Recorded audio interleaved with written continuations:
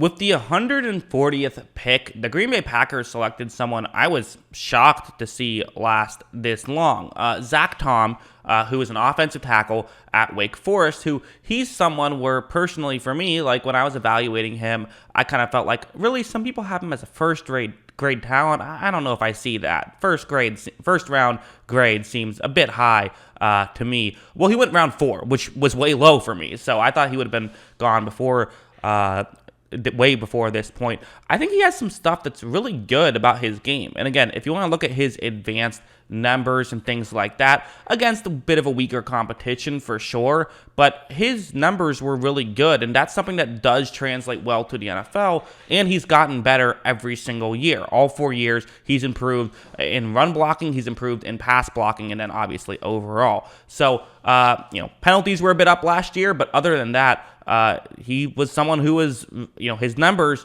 are like, okay, that's nice and that's good to see. He does not give up too many pressures, especially. Run blocking game might not be spectacular. The pass blocking was good. So let's watch some film and let's talk about what I think he will bring to this Green Bay Packers team. So first, let's start off with something like this. So what you're going to see here is that he's going to be one-on-one blocking Jermaine Johnson. And this is kind of one of the ways I see him get beat. And this is kind of one of the issues I have with his game, I think. Probably the biggest issue I have with his game. He doesn't protect his chest very well. He lets guys come into his chest. Look at how right when this play begins, you do see how Jermaine Johnson is going to be able to, get his left hand right on the inside, part of, right on that chest area. He grabs the jersey to where, if the run is coming in this direction, Johnson is going to make the tackle. Also, you notice that he has been pushed back a little bit, so that's not ideal. You don't love that, but again, the flip side is there is the potential, perhaps, of you to be able to, coach that out of him, perhaps. There could be some technique things to fix there, so that's the hope. But going over to a play like this, I think this is kind of where he thrives, is that, again, when guys aren't trying to, and by the way, should be mentioned, like, he typically wins on those plays too, the one that I just showed you, just that kind of, it looks like NFL level talent will be able to beat up on him. I know that was Jermaine Johnson, who is an NFL level talent, so, he held his own okay there, so maybe, in fact, that's actually reason to feel optimistic that it won't be as big of a deal. But anyway, something like this is where he really thrives, I think, where when guys try to get around him, they just don't really do that. Look at how right when this play begins. So again, you see very quick off the line, so Tom maybe doesn't get his left hand as far over as you would want. So because of that, what you typically have to do is push the player past your quarterback. And, it helps that this is going to be a running play, of course. But watch how Tom still is strong enough to just knock him over. So again, I don't know, maybe the edge rusher saw it was a running play and gave up, but so maybe this isn't the best example. But again, from what I've seen on tape, as a whole, stuff like this, he tends to be pretty good at. And something like this as well is something that he can do a very good job of, where it's going up against Jermaine Johnson one-on-one, which again, some people love Jermaine Johnson. I wasn't a huge fan, but again, that's kind of irrelevant to this discussion.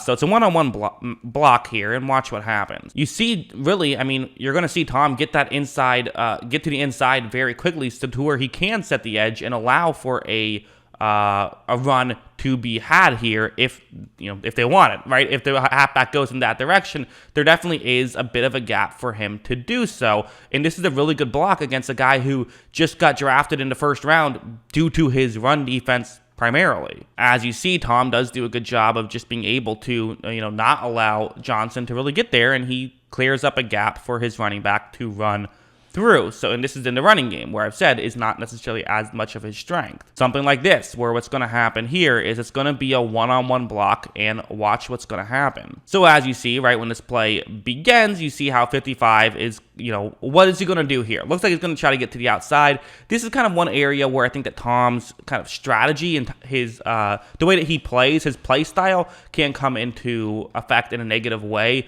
where he definitely allows the edge rusher to make a move first. He kind of reacts as opposed to attacks. And there's some, times when that is good. The issue with it is that when an edge rusher then, makes a good move, it can be difficult. Because watch how when he goes to the inside, listen, Tom didn't know the quarterback had stepped up, but there was still some, contact made there. Now, again, the quarterback broke the tackle, but who cares? The whole goal of a offensive lineman is to not let your quarterback get in that situation to begin with.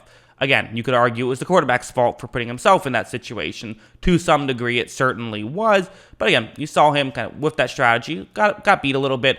And I'm assuming this is part of why he did fall is just because of some of the stuff like this. But on the flip side, something like this now, where what's going to happen is it's going to be a one-on-one block with that edge rusher, and watch what happens. As you see, so you're going to have Zach Tom, get to the outside, and again, kind of allows 55 to, get his hand on Tom's chest. But watch what happens. As you see, Tom wins. Like, okay, yeah, sure, you got the hand placement you wanted and then lost the play. And to me, that's more important. The reality is, I care more about are you winning than how are you winning, which is why I think Tom maybe got undervalued a little bit. It's fair to be a little bit concerned about that stuff, but if it was still working and working against, this wasn't Jermaine Johnson, but it was working against Jermaine Johnson, probably work at the NFL level too. At least that's kind of how I think. So again, what is his actual role in the Packers offense going to be? I don't think he'll be a day one starter right away necessarily, but could he be someone who I could see competing for a starting job or at least being good depth? Yeah, I could see that. And listen, the Packers have done a good job of, whoever they throw out there seemingly is, a great offensive lineman. Of course, part of that is Aaron Rodgers does a great job of, not putting his offensive lineman in harm's way. He makes the offensive lineman look good, which quarterbacks can obviously do. You see that with Brady as well. You see that with Peyton Manning, probably the best out of any of them at that kind of stuff. So that is absolutely something that, of course, happens. And for someone like Zach Tom, he's another guy who I think that he is undervalued, and I don't really know exactly why he did fall as far as he did. There's a few offensive linemen who I really liked and was surprised to see fall down pretty significantly. Tom is one of those guys who I feel like fell down. Now, again, one thing I always say is typically when something like this happens, a big fall happens where you expected a guy to go earlier and now he feels like a steal, and the consensus is like, oh my God, what a steal.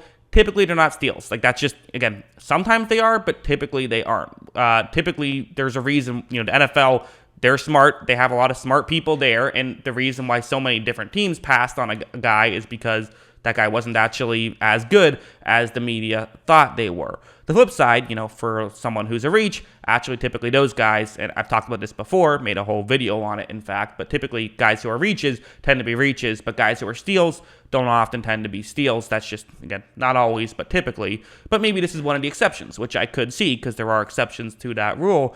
And I do think at the very least, like, he should be valuable depth, if nothing else. So that's kind of what, if I was a Packers fan, I would get excited about. So what do you think? Are you a Packers fan? Are you excited about it? Or if you're just a fan of football and watching it, what do you think about, and by it, I mean this video, what do you think about this pick? Do you agree that Zach Tom is underrated? Let me know in the comments below. Always love hearing from you. And of course, as always, thanks for watching.